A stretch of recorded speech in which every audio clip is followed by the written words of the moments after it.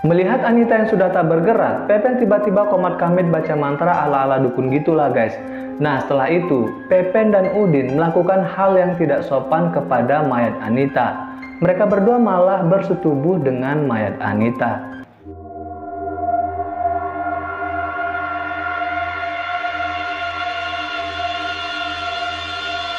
Assalamualaikum warahmatullahi wabarakatuh. Selamat datang kembali di channel Alan Sony 12 dan terima kasih sudah berkunjung ke video ini guys.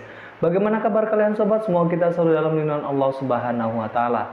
Kali ini saya akan menceritakan sebuah kisah kasus pembunuhan yang menimpa seorang siswi SMK pada tahun 2014 silam. Motif pembunuhan ini sendiri dilatar belakangi oleh ambisi para pelaku untuk bisa menguasai ilmu hitam. Nah, bagaimana sih kisah lengkapnya? Yuk, nggak usah basa-basi, mari kita bahas-bahas ini dia. Check this out. Kisah hidupmu adalah sejarah.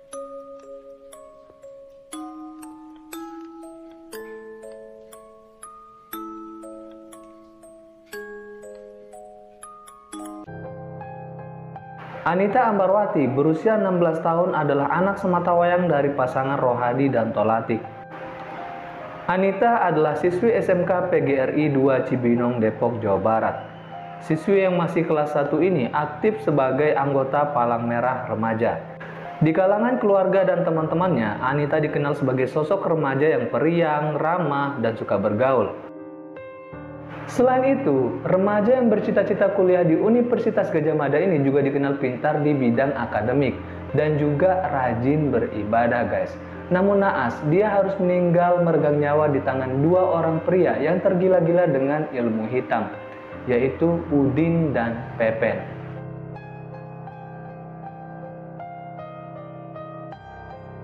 Rentetan kejadian tersebut bermula ketika Udin yang seorang tukang ojek berasal dari Kebun Duren Kalimulya berkenalan dengan Pepen pada bulan Januari 2014 silam. Kepada Udin, Pepen mengaku punya ilmu kebatinan. Dia bisa melihat makhluk gaib dan bisa menarik benda-benda pusaka dari alam gaib. Semakin hari, hubungan pertemanan Udin dan Pepen semakin akrab. Hal ini membuat Udin merasa tertarik untuk mempelajari ilmu kebatinan seperti yang dimiliki oleh Pepen. Dan kekaguman Udin terhadap Pepen makin menjadi-jadi ketika Pepen memperlihatkan bahwa dia bisa menarik batu akik dari dalam tanah. Dan dia juga bisa membuat selembar uang kertas pecahan 100.000 zaman dahulu yang bergambar Soekarno bisa bergerak di atas gelas. Puncaknya, pada suatu hari Udin mengajak Pepen mengunjungi kebun di belakang rumahnya di Kebun Duren Kalimulya, Cilodong, Depok. Nah, pada saat hendak mengambil rebung atau tunas bambu, Pepen tiba-tiba meminta Udin untuk menadahkan tangannya.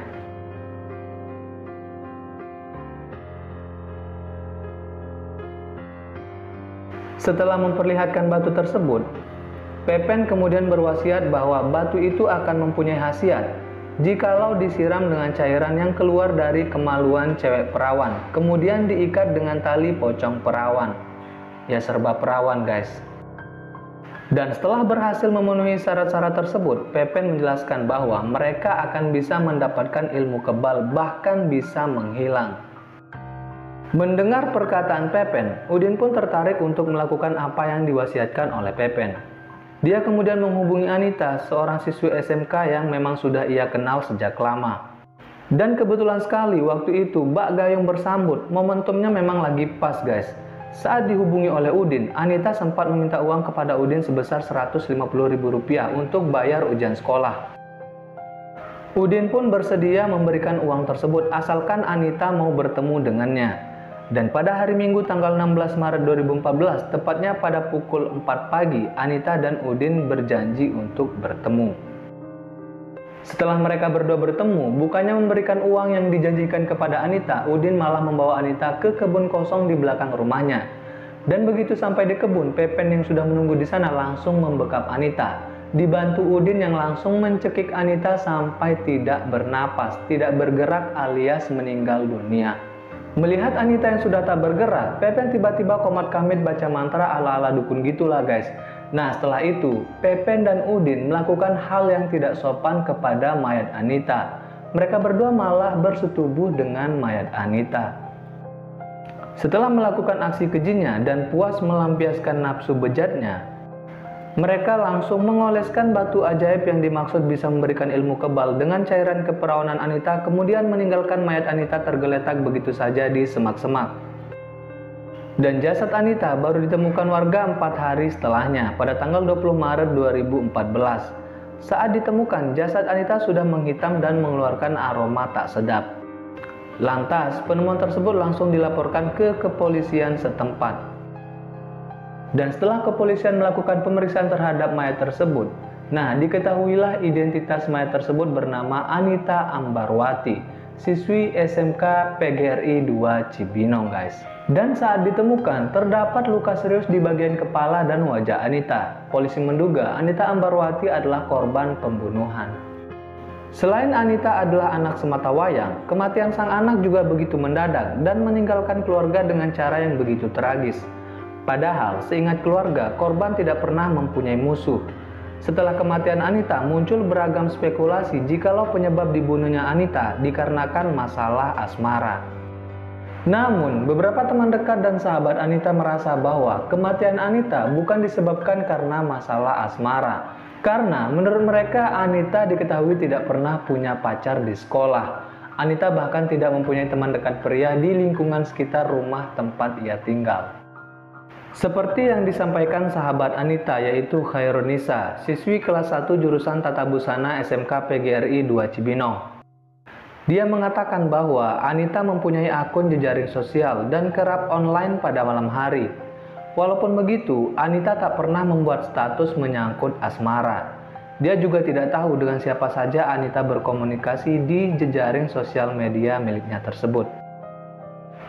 Berbekal keterangan para sahabat dan teman dekat Anita, polisi kemudian melakukan penelusuran terhadap akun jejaring sosial milik korban, berharap bisa mendapatkan petunjuk.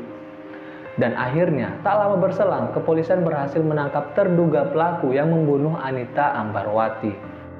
Awalnya, polisi menangkap 4 orang yang diduga pelaku pembunuhan. Namun setelah melakukan penyelidikan lebih lanjut, akhirnya polisi menetapkan 2 orang tersangka yang benar-benar bertanggung jawab atas kematian Anita Ambarwati, yang bernama Syarifuddin alias Udin dan Pepen.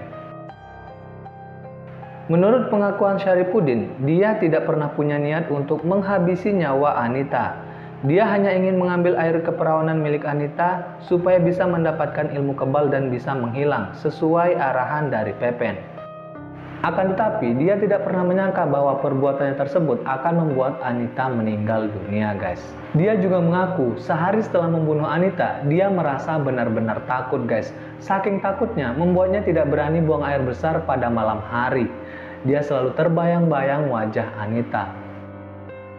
Apapun alasannya, kini Udin dan Pepen harus tetap mempertanggungjawabkan apa yang telah mereka perbuat. Atas perbuatannya tersebut, mereka berdua dijerat dengan pasal berlapis, yakni pasal 338, 339, dan 340 tentang pembunuhan berencana dan pemerkosaan.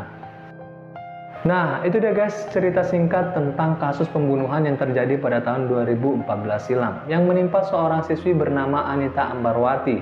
Walaupun kedengarannya motif pembunuhan ini terbilang cukup absurd ya guys, supaya bisa mendapatkan ilmu kebal dan ilmu menghilang. Namun ya, begitulah adanya, begitulah kenyataannya. Manusia memang sering terbuai dengan sesuatu hal yang belum tentu kebenarannya. Semoga kita bisa mengambil hikmah dan pelajaran dari kasus tersebut. Oke, sampai bertemu di video selanjutnya. Wassalamualaikum warahmatullahi wabarakatuh.